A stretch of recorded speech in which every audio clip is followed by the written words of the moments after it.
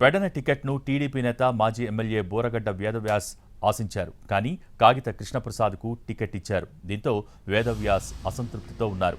MP Balashowry వేదవ్యాస్తో చర్చలు జరిపి ఆయనను బుజ్జగించే ప్రయత్నాల్లో ఉన్నారు.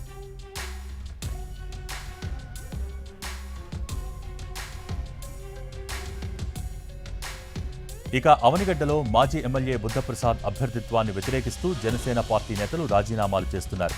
అవనిగడ్డ నుంచి టీడీపీ టికెట్ ఆశించారు బుద్ధప్రసాద్. అయితే పొత్తులో భాగంగా అవనిగడ్డ అసెంబ్లీ స్థానాన్ని జనసేన కేటాయించారు. దీంతో బుద్ధప్రసాద్ టీడీపీని వీడి జనసేనలో చేరారు. చంద్రబాబు అనుమతితోనే జనసేనలో చేరానని చెప్పారాయన.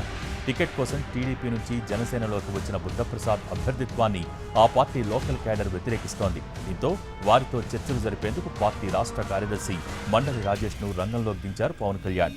మండలి బుద్ధప్రసాద్, మండలి రాజేష్ ఇద్దరూ కలిసి జనసేన లోకల్ నాయకులు, కార్యకర్తలతో వరుస సమావేశాలు నిర్వహిస్తున్నారు. వారిని బుజ్జగించి కలిసి పనిచేసేలా నచ్చజెప్పే ప్రయత్నం చేస్తున్నారు.